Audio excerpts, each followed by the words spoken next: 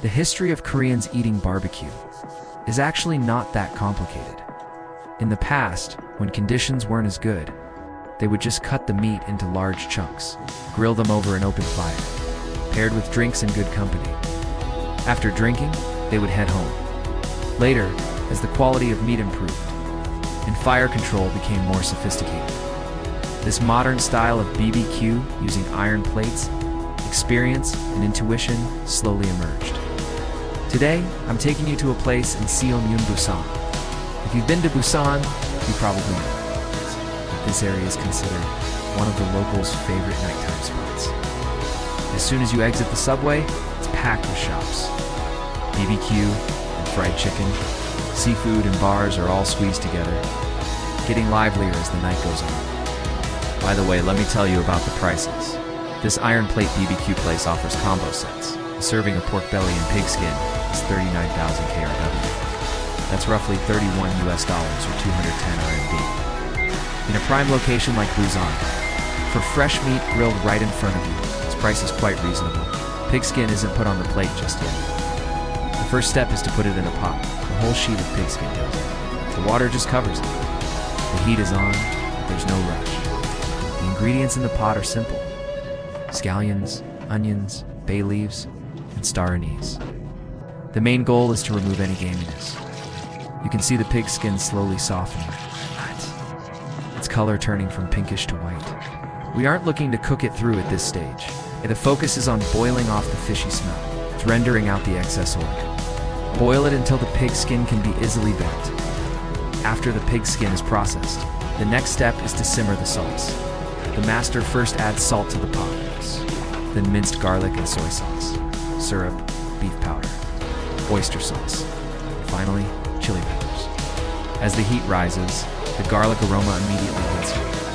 The sauce begins to thicken gradually. You don't need high heat for this sauce. It's about letting the flavors meld together. Sweet, salty, garlic scents emerge at once. The chilies are there mainly to provide flavor. They aren't meant to stay in forever. Once the sauce starts to bubble slightly and the color stabilizes, the master will fish out the chilies. The spiciness is already in the sauce, so the chilies themselves don't need to wait. The pig skin has cooled down by now. It's very easy to cut. With each stroke of the knife, the width stays consistent. Too thin, and it dries out easily. Too thick, and the flavor won't penetrate. The sliced pig skin is placed directly into a bowl. The freshly boiled hot sauce is poured right over it. Once the hot sauce hits, the surface of the pig skin instantly brightens. The flavors start to soak in. There's no need to mix it vigorously yet. Let the sauce coat it and marinate slowly. As the knife falls, the texture feels very solid. It's not that kind of soft, mushy meat. There's no rush during the cutting. It's done piece by piece. The thickness is kept quite even, clearly prepared for the upcoming iron plate. Once trimmed, it's placed directly onto the tray. It's arranged very neatly. You can tell this is giving the meat its dignity. Then, it's sealed with plastic wrap. It's sealed very carefully, leaving no corner uncovered. Finally, it's sent to the fridge to cool down. These yellow things are actually pineapples. Cut into rings and grilled directly over the fire. The main role is to cut through the greasiness. Once heated, the sweetness comes out, paired with pig skin and pork belly. It gives your palate a refreshing break. They are lined up in a row, the spacing kept just right. You can see the experience on the stick. Don't be in a hurry to flip them. Don't sit against the iron plate for a while. The oil begins to render out bit by bit. The iron plate starts to glisten with oil. This side has already taken on some color, golden brown but not burnt.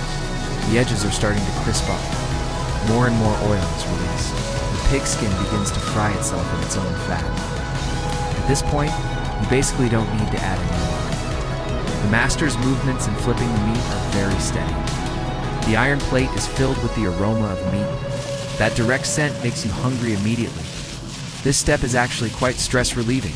You don't have to think much. Just watch the meat slowly become delicious.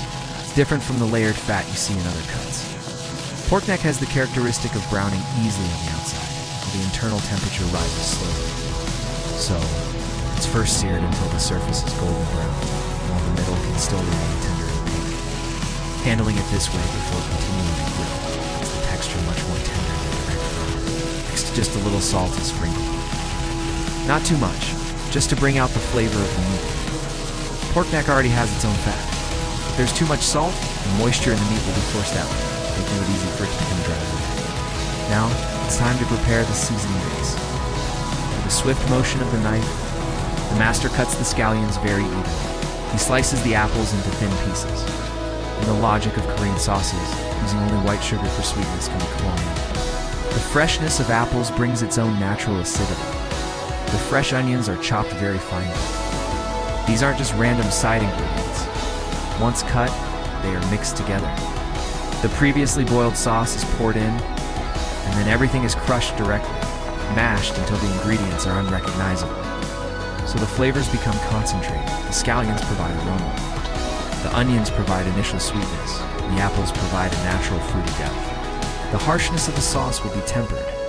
Next, salt is added, along with chili powder and beef powder, syrup and pepper, minced garlic, another sauce and chili paste.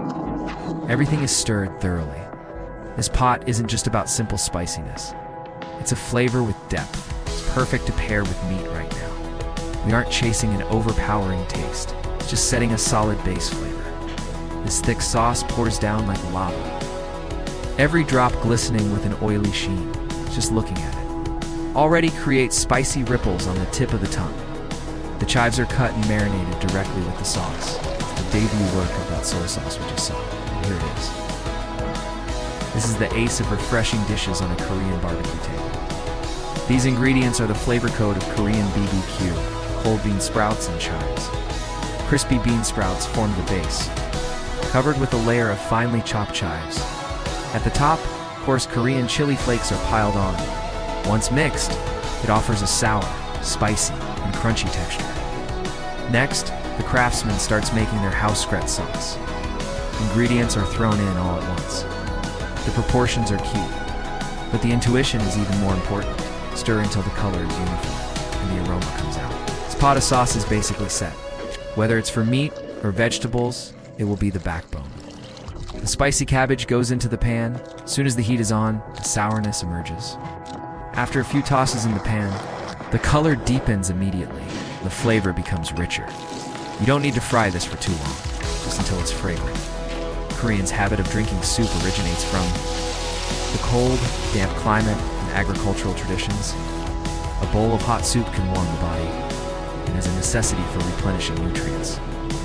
Passed down through generations, it's a staple of every meal, just like these pork belly rolls, ready to be grilled. In Korean BBQ restaurants, they almost always serve a bowl of stewed tofu soup. The dietary gene of pairing hot soup with meals, it's a combination etched into the bones of Koreans. Small stone pots are lined up in order, all placed directly over the fire. The fatty beef slowly spreads out inside, and the tofu absorbs the broth. This kind of soup doesn't need gentle heat, it needs to boil. Boiling and bubbling. Even when brought to the table, it's still churning. It's still sizzling when it reaches the guests. The eggs are beaten and strained, then poured into the stone pot.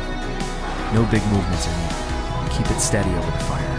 The surface slowly swells up as if it's breathing. The best part is this layer of shredded cheese on top. It's already been toasted to a slight yellow. The cheese at the edges has melted and flowed down the side. If you dig in now, it's definitely scalding hot. The egg mixture becomes smooth and delicate under high heat, carrying the charred aroma of the fire. Mixed with the milky scent of the cheese, one bite and it's both tender and fragrant. It's a divine pairing with the charred pork belly, refreshing and satisfying. After grilling for another minute or two, the eggs are completely set, and the cheese has melted even more thoroughly. Take a spoonful with a piece of grilled meat, and the flavor is absolutely incredible. It's a Busan area. Cold noodles are basically the period at the end of the barbecue meal. First, the noodles are dropped into the bowl. The sauce is poured directly. The garnishes are pressed into the noodle. The movements must be bold. Otherwise, the dish won't turn out right. Adding the soy sauce of Korean mixed cold noodles. Its base is Korea's nationalable spicy paste. Gochujang, shredded cucumber, and perilla leaves are tossed in. It's followed by some shredded seaweed. They look like decorations, but they are actually the soul of the dish. Shredded egg makes its final appearance, layered on top. It instantly elevates the whole bowl of noodles. A roadside stall upgrade with a bit of sophistication. Back to the main course. Once the iron plate is hot, that meat crispy outside and tender inside is stir-fried. Sear the surface first. Give it some character. Once the color appears, you know the heat is no joke. Pick it up and send it straight to the iron plate. This piece of meat is still sizzling, oil droplets flying everywhere. The iron plate is already heating up. The outside is charred and fragrant, while the inside still holds the juices. Notice these red-handled large scissors. They are the essential tool of a Korean BBQ stall. Look at the edges of this meat. They've developed a perfect Maillard reaction, golden and crispy, like it's been coated in amber. While the inside retains its pink memory, this is the credit of the iron plate's temperature lock. A second earlier, it would be raw and bloody. A second later, it would be tough and dry. Cutting it now is perfectly captured in that golden state of crispy outside, tender inside. The master's hand speed is like it's on fast forward, but this isn't random cutting. Uniform cutting ensures each piece of meat heats evenly, striving for that one perfect bite. Fragrant, tender, crispiness that bursts in your mouth. Who can resist waiting in line for this? The cast iron grill pan brings its own smoky atmosphere. Large chunks of golden, fragrant meat are piled in the center. Glistening and tempting, it grabs your attention at first sight. The best part is that pineapple. It's both a palate cleanser and a decorative element. A pop of bright yellow instantly pulls the colors of the whole dish together. You don't even need a filter to post this on social media. Leave the rest of the partnership with time. This is a standard Korean charcoal grill platter, served on a cast iron pan. You can continuously lock in the temperature and let the meat's aroma keep bursting under the high heat. The meat is grilled to be crispy outside and tender inside. With the surface fats grilled to an amber color, the kitchen uses a slow marinating process. So the moment you bite in, the juices explode in your mouth. The bowl of sauce in the middle is the finishing touch. Made with Korean chili paste and malt syrup, with apple vinegar for a salty, sweet, and slightly spicy taste, no matter which piece of meat you dip, it takes the flavor to another level. This is the attention to detail in a professional shop. And now, the ultimate moment of joy in this Korean BBQ session has arrived.